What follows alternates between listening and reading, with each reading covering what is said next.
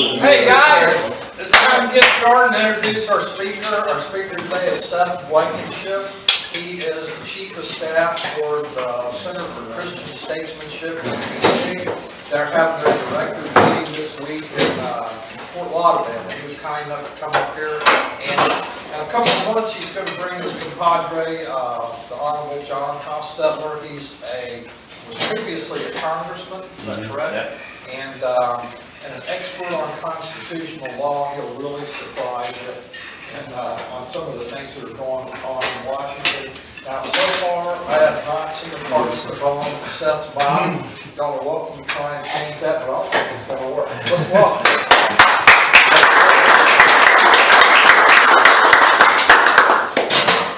Well, thank you, Bill. I was here, I don't know, 9 months ago, about that time frame that I was able to share a little bit. I'm surprised that Bill invited me back, but he did. I don't know why. So sorry you got to hear me again. But yes, my name is Seth Blankenship. I live and work in Washington, D.C. for the Center for Christian Statesmanship. It is a ministry on Capitol Hill. So we are there to witness to members of Congress and their staff, and then to train them in evangelism, train them on how to share their faith. Because my job is to take time out of my day and build relationships with these people in order to share the gospel with them. Now, if we can train them then to share their faith, then it becomes a multiplying effect. So it's not just Seth going to share the faith. No, you train X staffer, train him, and then hopefully he'll be able to share his faith, and they train X staffer. And so then it's multiplying. There's multiple people sharing the faith all over Capitol Hill. So that's our main focus. Our secondary focus is this Statesman Institute. So what is a Christian statesman? How do you become a Christian statesman? Well, we've started the Statesman Institute where we train people on different issues. So one being, as Bill mentioned, my boss is John Hostetler. He was in Congress from 1995 to 2007, and he is an expert on the Constitution. And so one of the things that we train in is just what does the Constitution say, and then how, because everyone in DC, they take an oath to uphold and abide by the Constitution. Well, you need to know what this document says in order to uphold it. Well, many of those people may not completely understand what that document says. So anyways, we're just there to train them. So the Constitution, foreign policy, economics, all the above. So we do the Statesmanship Institute. So that's a little bit about the Center for Christian Statesmanship. Last time I was here, I spoke on the male figurehead and his job, his role, his leadership as being the leader of a household. Today I want to talk about calling on people's lives and take a couple of examples out of the Bible. Last time I talked a lot about Abraham. I'm going to talk about him again and his calling to be the father of the Jewish nation. So we're going to walk through his calling, and then I'd like to walk through Moses' calling. You guys look like pastors. Come on, you're in the right place.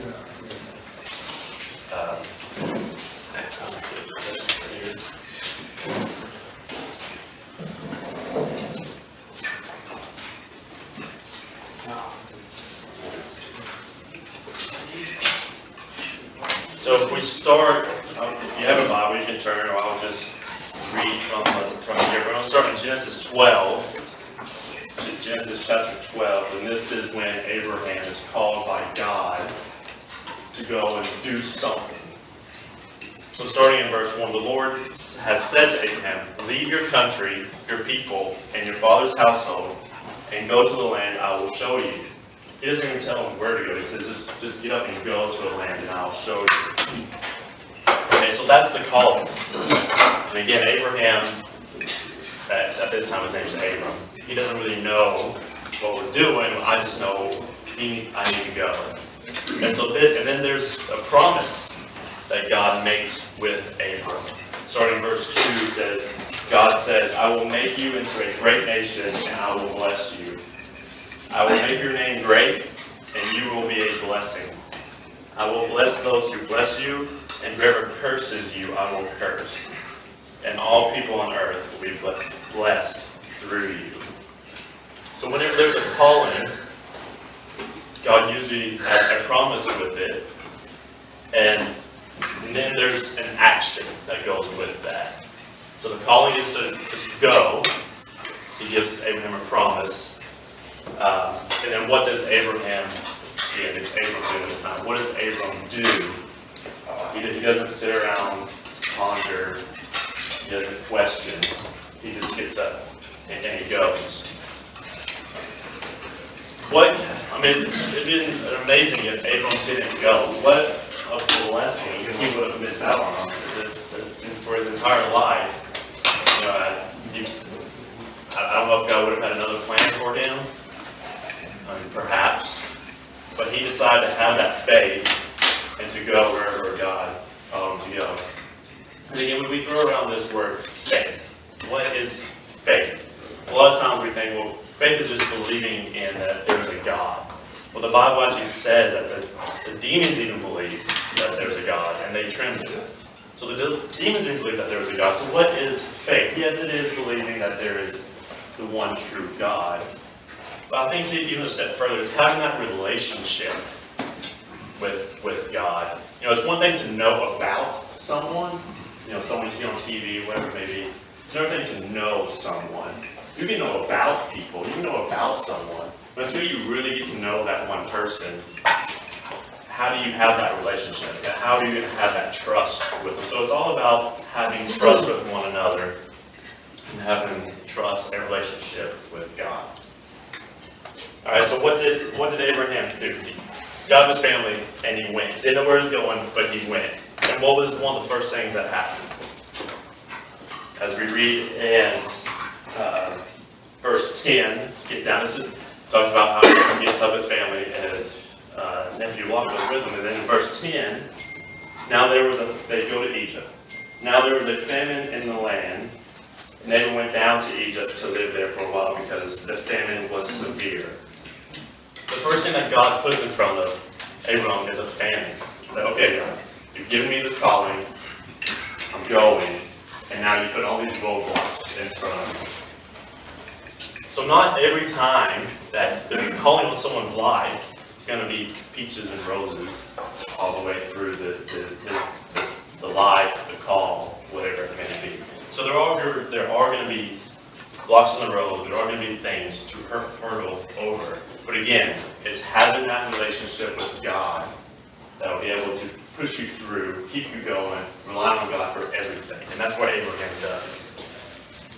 And I'm really going to jump ahead to chapter 22 of Genesis. And this is Abraham being tested by God. Again, I touched on this last time I was here, so if I'm repeating myself, I do apologize. But again, this relationship that Abraham must have had with God to be able to do what he's about to do here in chapter 22, starting in verse 1, it says, sometime later God tested Abraham. He said to him, Abraham, here am I, he replied. Then God said, take your son, your only son, Isaac, whom you love, and go to the region of Moriah. Sacrifice him there as a burnt offering on one of the mountains I will tell you about. Again, there's another calling. And again, I love how God even almost puts it in the same language as he did the first time. Go to the mountain that I will tell you about. But this, I feel like this calling is a much harder calling than the first one.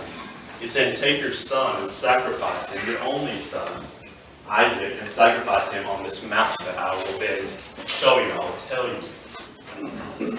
And the most telling verse is verse 3. So he just said, take your son and go to the mountain. Verse 3. What does Abram do? What he was told. Do what? What he was told. What he was told. In fact, it even says, early the next morning, Abraham got up and saddled his donkey. Not 2 days later, not 3 days later. Early the next morning. I don't know if that means he either woke up earlier than usual. I don't know. But early the next morning, Abraham got up and saddled his donkey. He took with him 2 of his servants and his son Isaac. So he did exactly what God told him to do. Now the rest of the story is that they wander off, and then God presents the mountain to which Abraham is supposed to sacrifice Isaac. And Abraham takes Isaac up the mountain, and he even ties Isaac down. He builds the altar, ties Isaac down, and at the last second, as he pulls up the knife to slay his son, the Lord sends an angel and says, Abraham, stop. Then the angel says, we now see that you fear the Lord God. And it was a test of his faithfulness. But then he saw a ram in the thicket, that his horns were caught in the thicket, and he was able to take Isaac off, get the ram, and sacrifice the ram in place of Isaac. Of course, that's a foreshadowing of what Jesus did for us, taking his only son and going to death for us, and then bring him back to life. Again, what kind of relationship Abraham must have had with God to be able to do this? Again, there was a calling and there was action on both of those parts.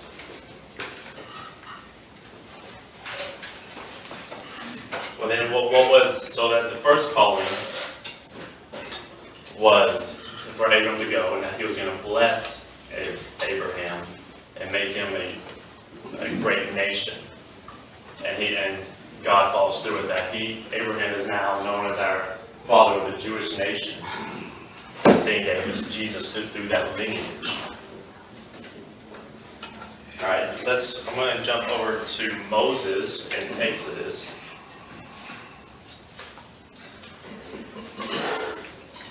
So we know Moses as one of the young babies that was able to flee Egypt when the king wanted to kill all the male children.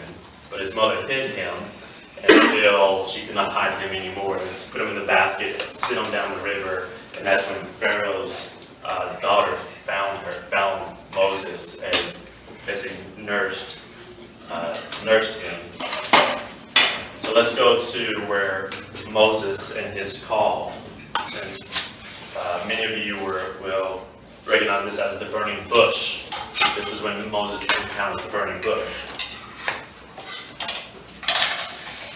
Starting in chapter 3, going down to verse 10 is the call. Okay, so Moses sees this burning bush. He walks over to it. Although the bush is on fire, he sees that it's not actually being consumed. So he walks over and takes a look at it. And that's when the bush starts talking to him. And he finds out that it is God. And he actually tries to hide his face because he doesn't want God. Moses doesn't want God to see him. So I'm going to skip down chapter 3, verse 10. Here's the call. So now go. This is God talking to Moses. Now go. I am sending you to Pharaoh to bring my people, the Israelites, out of Egypt. So now go to Pharaoh and save the Israelites.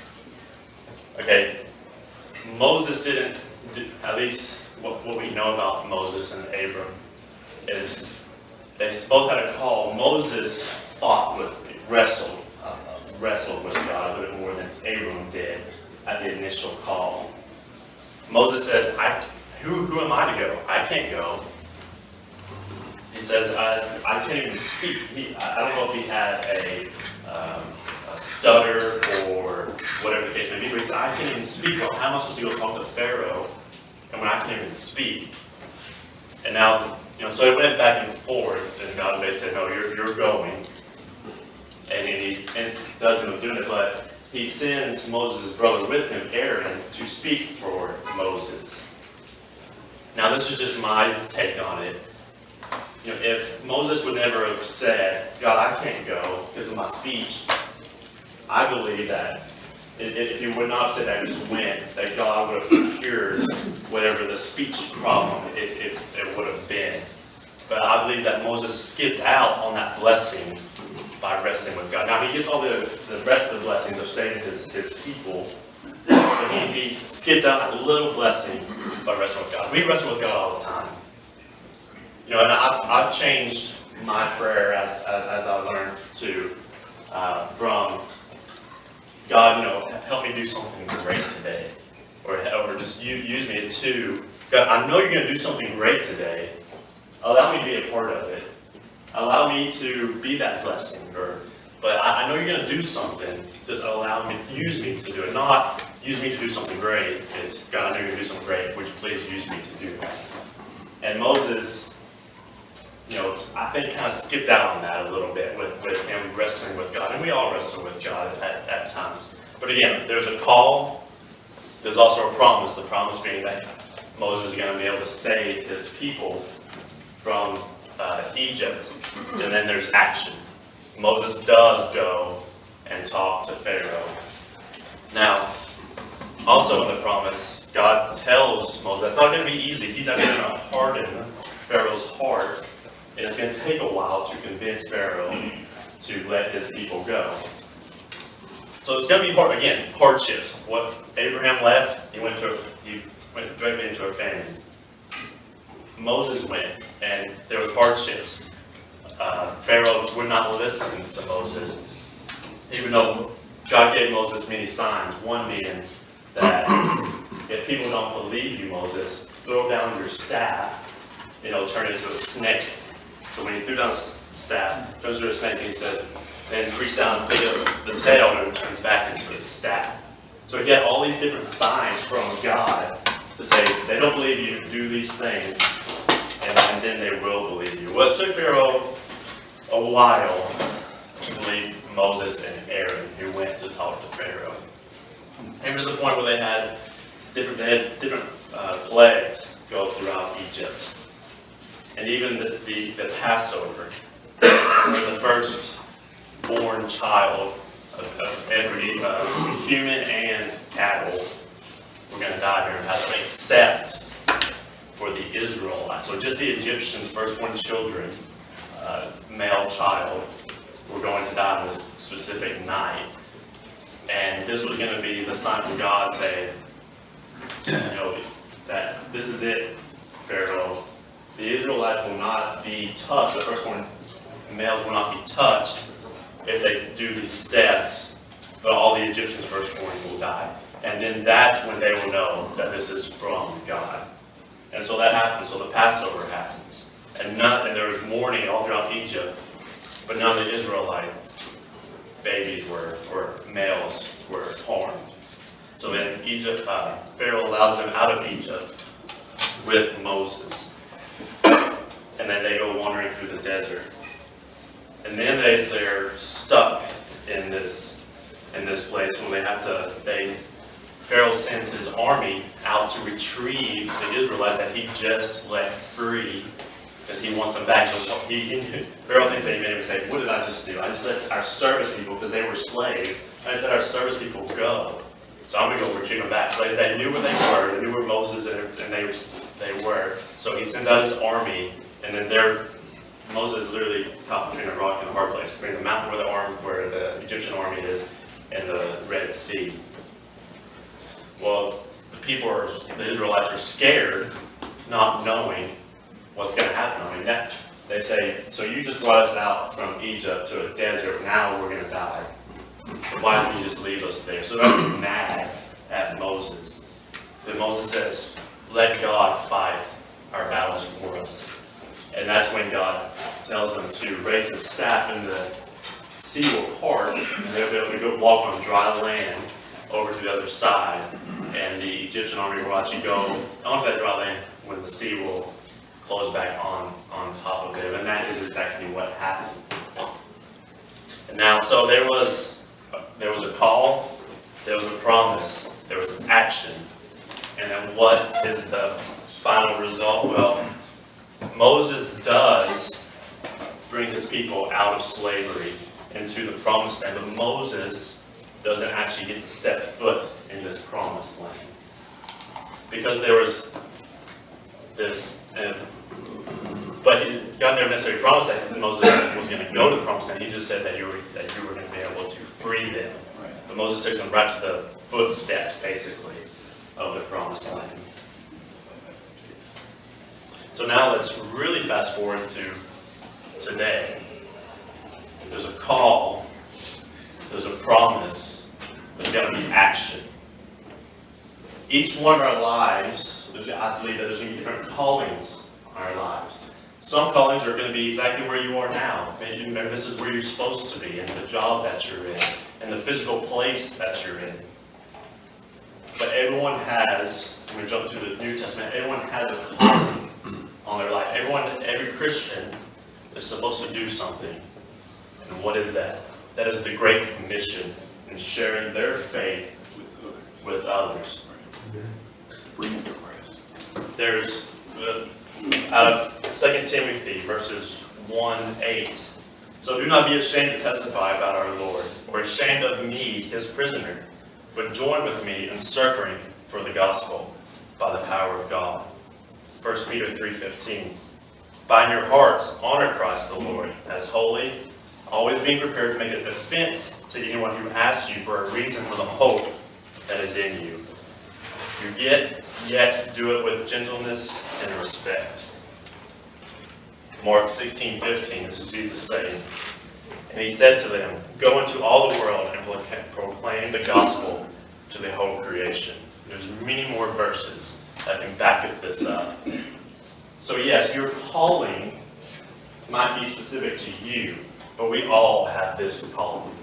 We all need to step up and be able to fulfill this calling. There's a calling, there's a promise, and there's got to be action, and that's on us.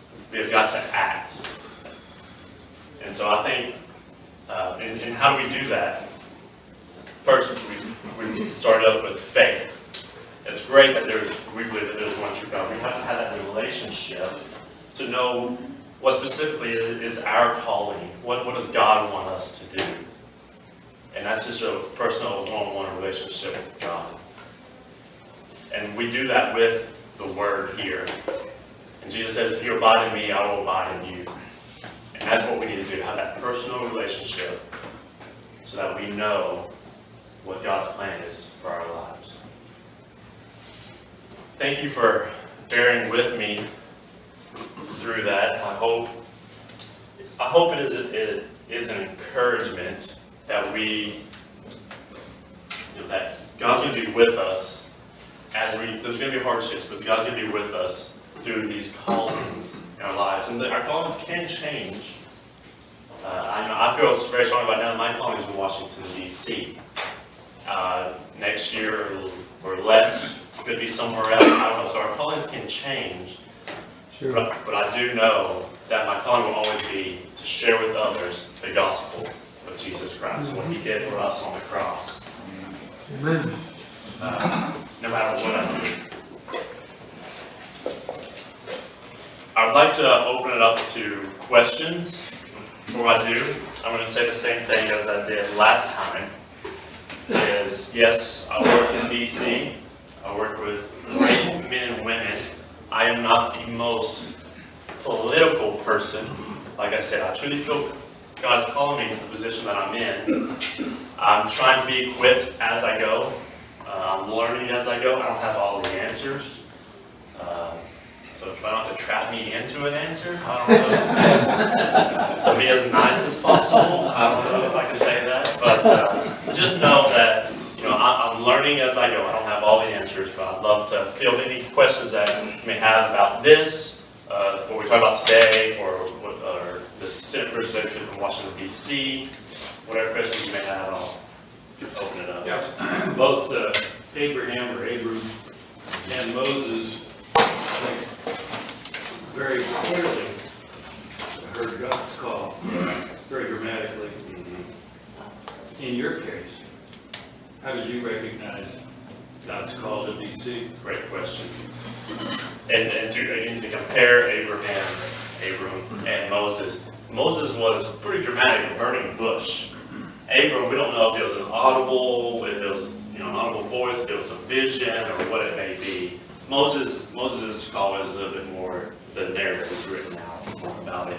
Me specifically, so a little bit more about me. I'm originally from North Carolina, Asheville, North Carolina. My mom actually works for the same organization I do, just in Asheville. So we are an organization under Evangelism Explosion International. So where did the Explosion Evangelism come from? Was that Kennedy? Yes, sir. Fort Lauderdale. Yes, sir. And so a brand new building that was donated to the Center for Statesmanship in Washington, D.C. in 2013. I had just graduated college, and so my mom asked me if I wanted to go up to D.C. and just so there was a new building just so I could be a day laborer, help move in furniture, that kind of stuff. So sure, free trip to D.C. might as well. Went up there again. Spent a week just getting moving in furniture. That was my job, moving in furniture. Well, that's when I met the director, which is not who was our former director, George Waller. We have a new director today. So I met him, and I went back home to Asheville after that 1 week, and he said, Seth, if you have time later this summer, this was in May, I'd love for you to come back up, and I'd love to show you around D.C., not knowing that he had it on a plan for me for coming back up to D.C. So I said, sure. So I went back home in Asheville. I actually worked at a summer camp during the summer. Did the summer camp thing. At the end of the summer camp, I still didn't have a full-time job. Called Dr. Roller back up and said, hey, I'd love to take you up on that offer. So I went up to D.C. for about 3.5 weeks. But before I went, I told my mom that works for the same organization, and I told Dr. Roller, I said, just to be clear before I come up, I'm not going to join the ministry. That's not what I want to do. Mistake number one. My degree is in criminal justice, so I want to do something with law enforcement. So what better place in Washington, D.C. to find something in law enforcement? Well,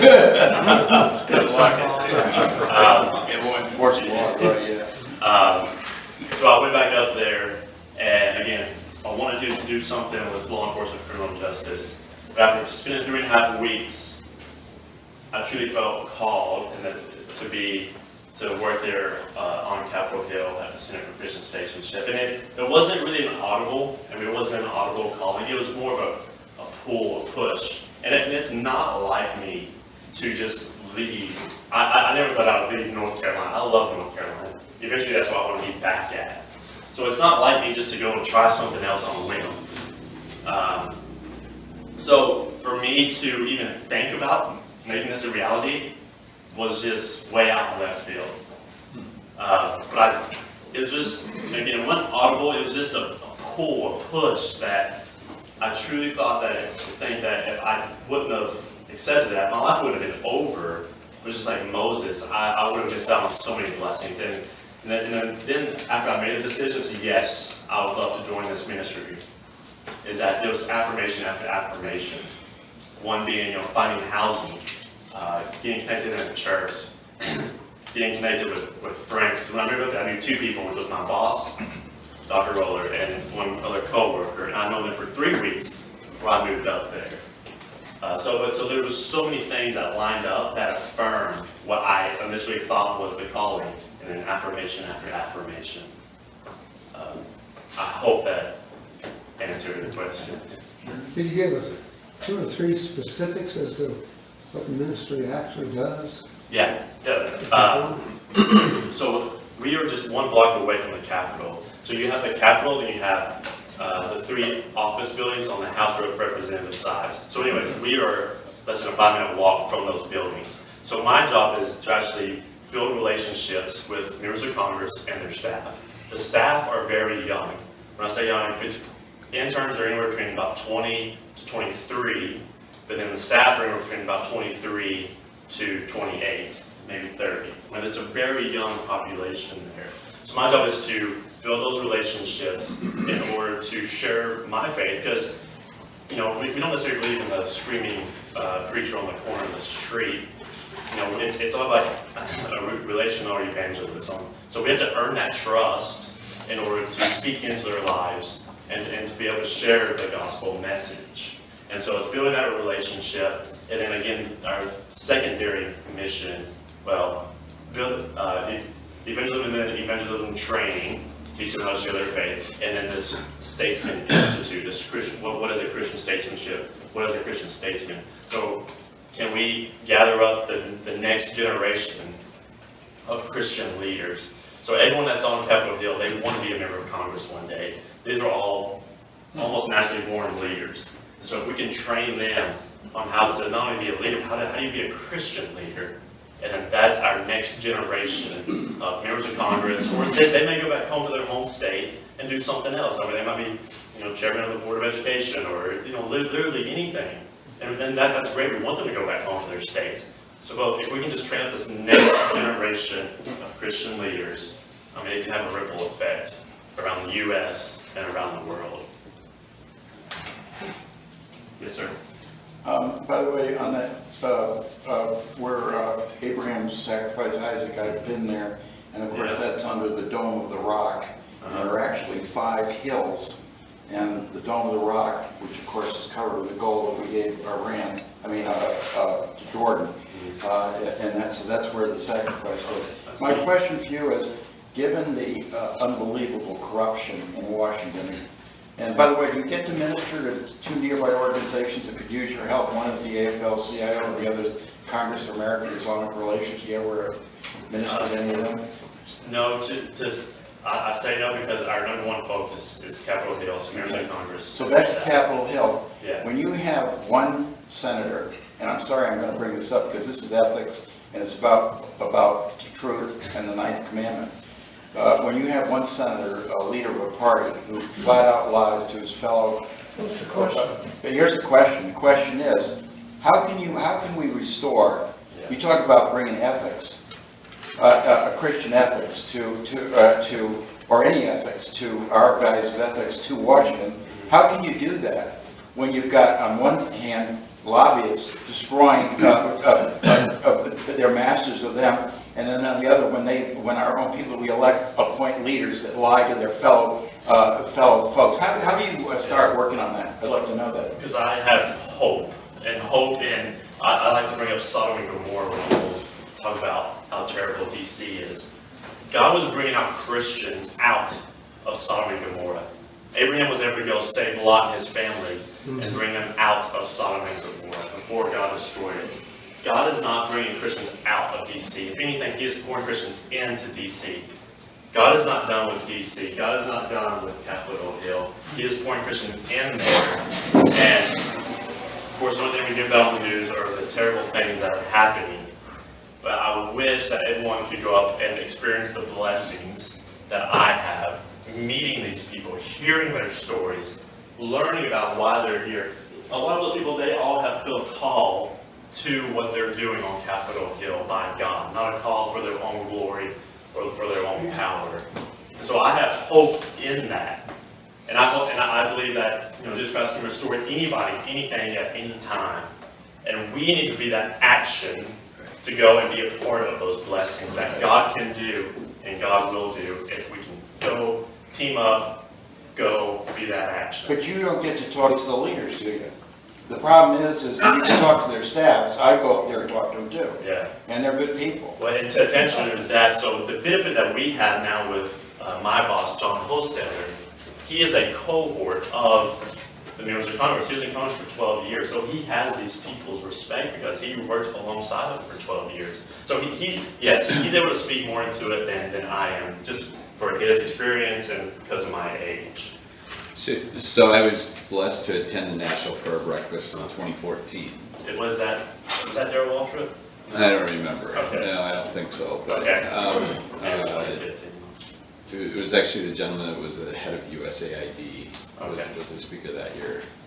And so what sort of buzz, what sort of leverage, what sort of carryover comes about after 3,500 people from around the country come together in one ballroom? Yeah. Is there any follow-up to that? I know there's a group of senators that get together on a weekly basis for prayer. I know there's a group of representatives that get together for a regular weekly prayer. But is there any other carryover that happens after that massive event? Sure. So what we try to do is we also try to build a ministry coalition. So team up with other local churches, pastors, and so whenever stuff like that happens, we can send them out. And so that's the whole point of training people. So send them out so that we can multiply ourselves in doing that. But that is great because that opens up doors for conversations. And we also train people with sharing the gospel. Yeah, okay, here's the gospel, but how do you navigate the conversation to be able to open up this door?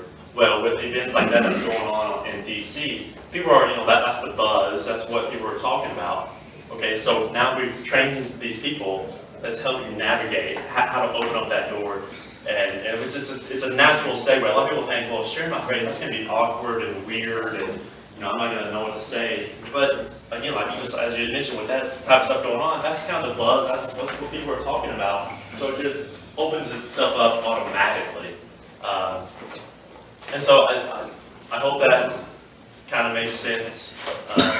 But I mean, I don't know if we necessarily, I don't know if I could say that we have like direct follow-up. Hey, you had the prayer breakfast, what did you think? We'll talk with people. Oh, you went to the prayer breakfast. Let's talk about it. Just a natural conversation into that. Okay. Is the ministry basically a one-on-one type ministry? Or are we, because if that's the case, then you have a lot of different people of a lot of different religions. Are you able to strengthen their faith in their religion? Is that what you're shooting for?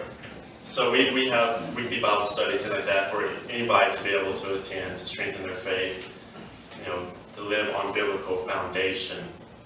It is more one-on-one relational for evangelism, and we are short-staffed right now, and so we're always 3. Yeah, so very short-staffed. How do you get your money? Personal funding, donations. So we're always looking for more staff, but again, I don't want to keep repeating myself, but the beauty of what Dr. Kennedy started is all about multiplication. So, and if we can get people to catch this, the Great Commission, and for them to know that is their job. Okay, so you know that's your job. Now let me train you on how to actually do that. It's one thing, I like sports, it's one thing if you want to play football, and every day the coach is saying, tackle him, but he's never showed you what to do, how to tackle him. You're gonna get on the field and not know what's going on. But if we can train you and show you so that when those opportunities do arise, that you'll be able to tackle a person, be able to do that. So again, it's training them, and then they're our multipliers. So really, we're staffed of 3. But we have this group of about 20 that we can train and then push them out the door and train this group of 20. Just the other night we had a Shared Faith workshop for about 27 interns on Capitol Hill. And now they're equipped to go out and do just what we're able to do. So basically, you're training in Bible scripture. Is that your training? Our training is geared towards, so Dr. Kennedy started a Share Your Faith, so we use our hand for different topics. So first is heaven is a free gift, and man is a sinner, and he cannot save himself, and God is love, and God is just, and Jesus was 100% man, 100% God, and he came to live perfect lives and to be the perfect sacrifice, and how do we receive that saving grace? Is by faith. So we train them on how to do that conversation. Does that make sense? Yeah.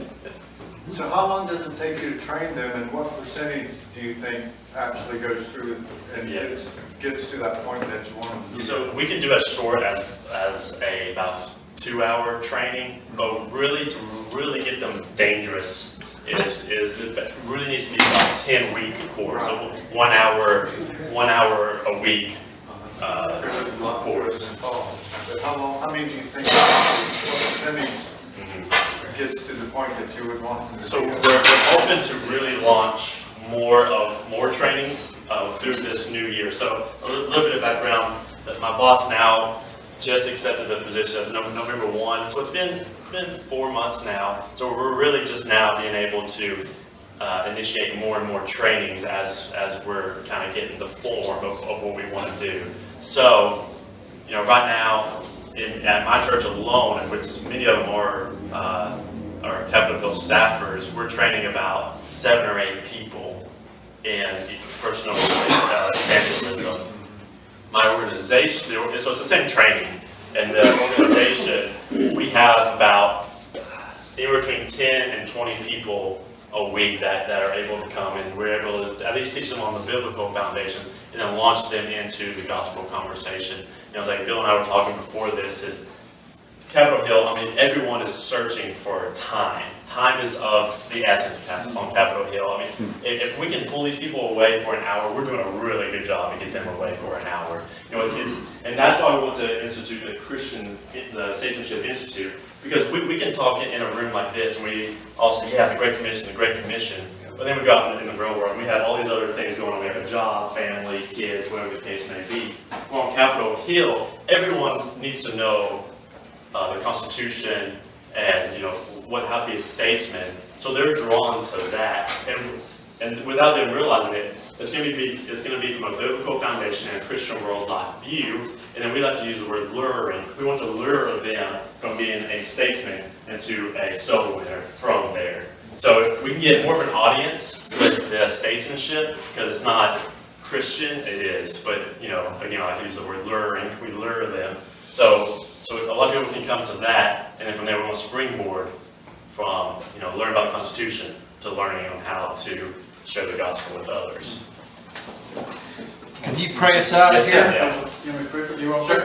Or should I close for you? Yeah, go ahead. I'll pray for you, Seth, right? Yes, sir. All right. So next week it actually comes off this really well. Mark Lewis, who's the pastor of discipleship of First Baptist Merritt Island, is going to speak on trusting God's promises, which kind of comes out of what you were saying about God's calling and His promise that's aligned to that. So come back next week, bring somebody with you. What we normally say is leave a tip for the food and to be appreciative of Sonny's and the servers and how they serve us. But yeah, Seth, let me pray for you. I just want to announce that there's going to be a prayer breakfast tomorrow, 7:30 at the Cocoa Civic Center. The YMCA is sponsoring it at 7:30. If any of you guys want to go, just call the YMCA down here and you can go to that breakfast. It's going to have a great speaker.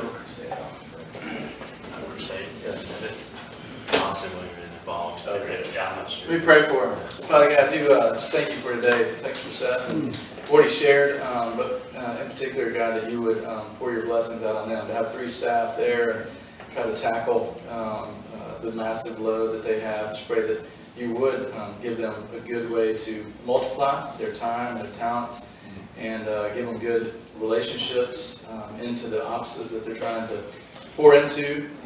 God, churches and other Christian organizations up there to partner together to really reach and impact. And it's a great illustration that he shared, that God, you seem to be bringing people in and pouring Christians into that area in a sense of giving us hope that all is not lost, in the sense of who you are still going to call to yourself and who you're going to save. And so pray for him and his work this year and the fundraising that's going on and all the transitions that they're in. And thanks for bringing him here, Father, to just enlighten us on what all is happening. It's always neat to hear, God, as you bring us somebody different to hear what's going on around the world and how you're working and how your hand is moving to draw men and women to yourself and to teach them about the saving grace of Jesus Christ. And so just thank you that we constantly get to hear more about that, Father, and that you would encourage us with that and even compel us to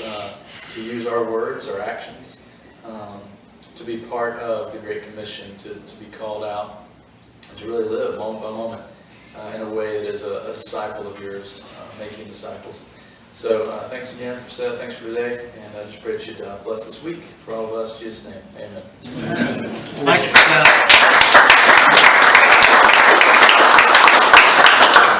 Thanks for letting me share. I'm going to just put some cards here. If you have any questions, comments, email me. Here.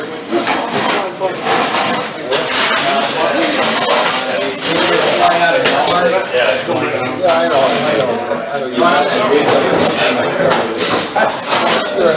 know.